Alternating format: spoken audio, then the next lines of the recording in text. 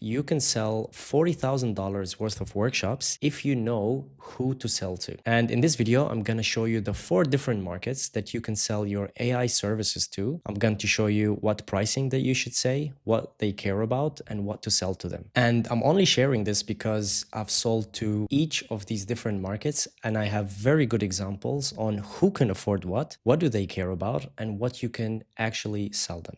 So enjoy this video, and I hope it will bring you a lot of money and a lot of clarity. So to illustrate what I'm trying to teach you here, I have created 4 different waters that shows you the different size of the opportunity that we have. And what do each of these waters contain, and what do these people care about? So we start with a pond. These are usually the local businesses that maybe can afford something between 1,000 to 2,000. Once we go a little bit bigger, so we have the river. This is where we have coaches, agencies. In the lakes, we would have the little bit bigger companies. So we can sell retainers here, 5K, 10K retainers. And finally, we land in the sea where the majority of the money can actually happen. This is usually 50 to 100 plus employees. We're going to dive in deeper in each of these waters and see what we can sell them and what is the size of the opportunity. So let's start with local businesses. Many of the advice online tells you that to go and sell to local businesses. However, in my experience, if you want to sell something maybe that is priced 1,000 to 2,000, you are usually going to hear a no. Local businesses, in my experience, most of them are demand constrained. So all what they care about is where can we get more customers. They don't pay that expensive salaries because they usually work with cheaper labor, but all what they care about is to have more exposure and get more customers. This is all the thing that they care about. And if at some point they would have more customers than they can serve, then usually they cannot solve this within maybe a digital solution. They need to hire actual people. So here is the labor is the bottleneck. It's not some admin work or some digital service.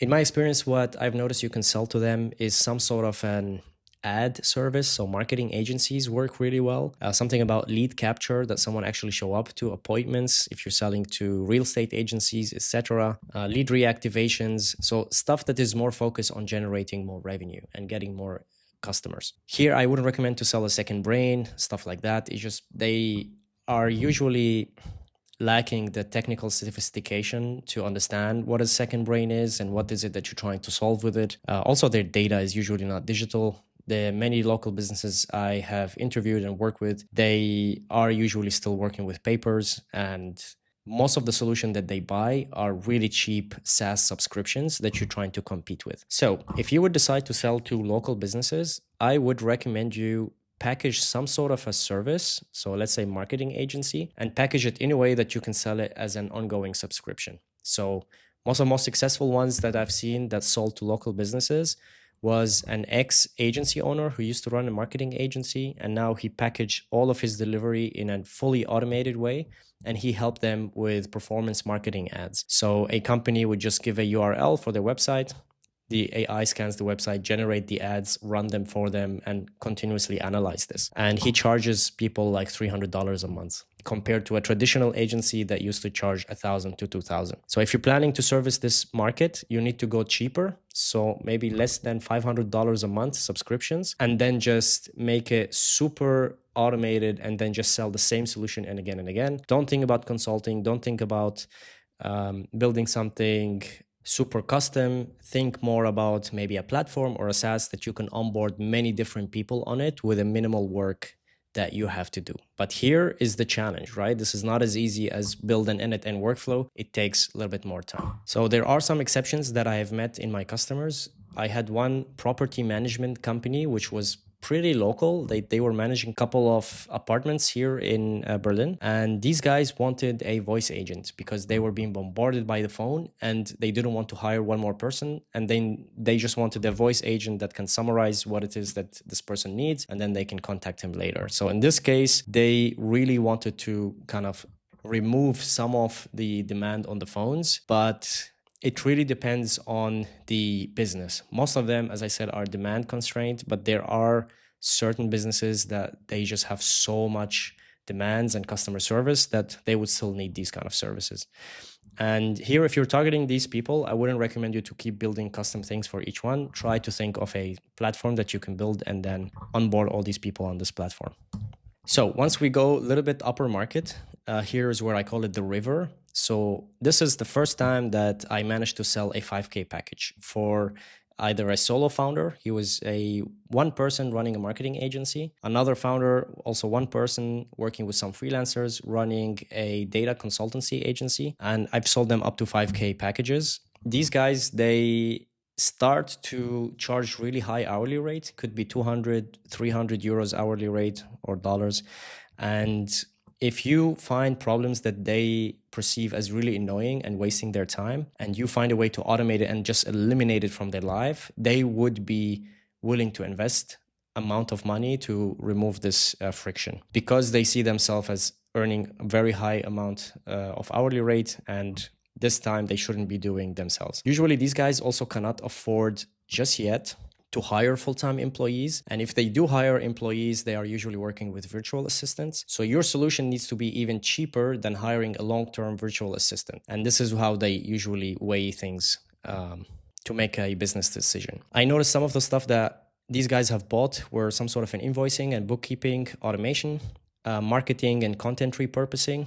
All of them hate to make contents, but they have to do it. So anything that you can offer that would remove this kind of pain from them, they would be appreciating that. Here is the first time that I saw a second brain being sold, where you can connect it to everything that the solo founder is working with and then help them even improve their productivity. Usually a second brain, you don't sell it as just a folder. Like, this is not a scam, right? You don't just tell them download this folder and then you have a second brain. You have to onboard them slowly on how they connect it to all their tools and have a dashboard that maybe every day in the morning they have everything there synced up for them. And why would they pay you to do this rather than doing it themselves? Is that they just don't have time. They want you to just do it. They usually buy plug and play solutions just so they can save some time. That's what they all care about. So there's still a market. You can still sell it to them and they will still pay you to do it, because they don't want to learn these concepts, learn these tools. They just want someone to set it up for them. So if you go a little bit higher market, this is where I would say you can make very, very good sustainable business.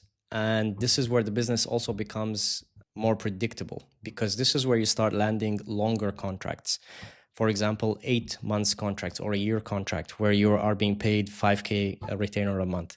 So these are the companies that usually 5 or 10 minimum employees, and they start to have some departments. So there's maybe a marketing, or maybe not even a department, but like 2 guys working on sales. You can call it sales department. But this is the first time where I start to see that, yes, there's significant inefficiency that starts to happen because people are working together, and the founder of these companies are paying people real salaries, like 80K per month, 80K per year salary, etc. So it is worth their money to try to save some of this time. And everything that you save here is going towards real wages, so people can shuffle what they're doing and then start to do something that is more important for the business. So here, what I would recommend you selling, start every engagement with some sort of an AI audit. So opportunity mapping, understand how they do their business and where does AI fit in this business. Start with one department at a time. And then once everything is automated in this department, you can switch to another department. A very good business model that works here is AI operator retainer.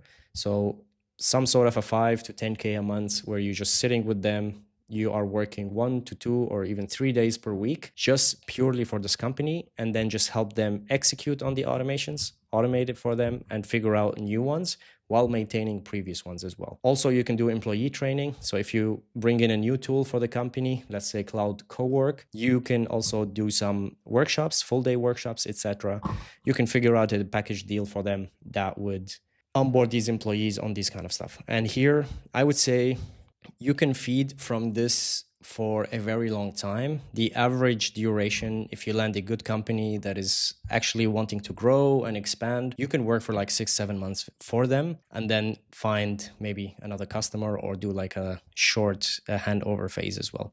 So I'm a big fan of these fishes for 2 reasons. You can deliver on your own. You don't need to hire a very big team, etc. You can start on your own. And the predictability, because you have a retainer, is super nice, because then you know, okay, at least for the next 3 months, I know that I'm having income. So you don't have to keep always running after and after the next customer. So it's really cool. And usually, as I said, the customer that I sold here we worked together for 8 months, and they were about 40 employees, and there was just so much work to be done. It's unbelievable. So it's really, really good because it's never one-off project and you can stay here the most. So this is what I would recommend you definitely targeting if you're just working on your own. Now, if you want to go to the big fishes, the stuff that you can hang in on the wall and put on your website, etc. These are usually starting from 50 to even 100 plus employees. Some of them usually are also supply constrained. There's a lot of employees, a lot of inefficiency. So you can sell many different AI automations. Usually also I start with all these engagements with some sort of an AI opportunity workshop. Here is where it gets interesting, that you can reach this 50K just by selling workshops. So not even any development work. And by workshops, you can combine different workshops, start with a opportunity mapping, then employee training on maybe cloud code, etc.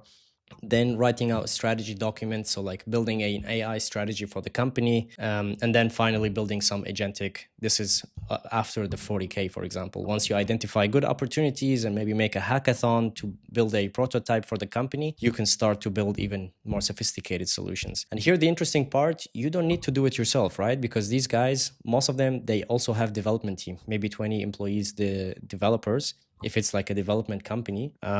And you will be the mentor for these people. So you would try to show them how to build things and then slowly build it with the team and then leave after the projects are done. So this is a super nice business model, not to become like an outsourced agency where you have to do all the development, but you work with the customer to build these developments for them. Now, to be realistic, if you are starting out, you won't be able to land these guys, because this pool of fish, so to be able to fish in this sea, you usually need to have good referrals, good testimonials, being used to working with smaller companies, have your contracts in order, have your data protection in order. So there is a lot of requirements and a lot of like standards to be able to play within this pool. And also the competition here is quite fierce. So one way to stand out, if you have really good content, etc., and focus your content on these kind of problems, then you can stand out in that kind of ocean. But here the competition is also fierce. Sometimes, of course, here you're competing with really big established businesses as well. So stuff like Accenture, etc., they will be competing in the same ocean. So although it's a very good place to be, especially if you catch these fishes, just expect that the competition will also be strong and your value propositions should be also super focused. So this is a very interesting analogy that I want to share with you, is that nobody starts in the sea. I didn't start in the sea. I started in the pond actually, and I've caught many small fishes, and I realized that this fishes is not fulfilling my hunger. It's not enough to sustain me and my family. And I started to go a little bit upper. It's literally, I started it's literally I jumped to the river and then the lake, and recently caught a couple fishes in the sea. But all this transition is with your reputation. Who do you service in the lake will decide who you can pick up in the sea. And now that you caught a couple fishes in the sea and you put them in your website, you can then catch even more fishes in the sea, and bigger. And finally, maybe land a whale, as these people refer to. So I hope this video show you a trajectory of where you could go if you consistently keep doing the work, keep working and delivering even very good work, even though you're maybe working right now in a pond and you look at your customers and they cannot afford a $500 bill and you're frustrated by that. Maybe think that this can be a prerequisite for you to start landing much bigger fishes down the line. So I hope this video gave you some idea of what is the opportunity. Now, I hope this video gave you some idea on what is the size of the opportunity right now in the AI automation space, and which pond you should be fishing in, and what problems you should be solving, and also what financial compensation to expect depending on which customers do you serve. And what I've learned fishing in all these different water places is that if you create good content and deliver good work, you will slowly ascend into more and better and bigger fishes and work with higher quality customers. So if you've been fishing in a pond and you would love to ascend to a sea and you cannot see yourself ascending just yet, you would like some mentorship from me and being inside a group of people slowly ascending towards the sea as well, make sure to check out the link in the description. And I'm generally curious, what is the biggest fish that you managed to caught in the AI space? Make sure to write your number in the description so you can inspire others about the opportunity as well. Thank you so much for watching and see you in the next one.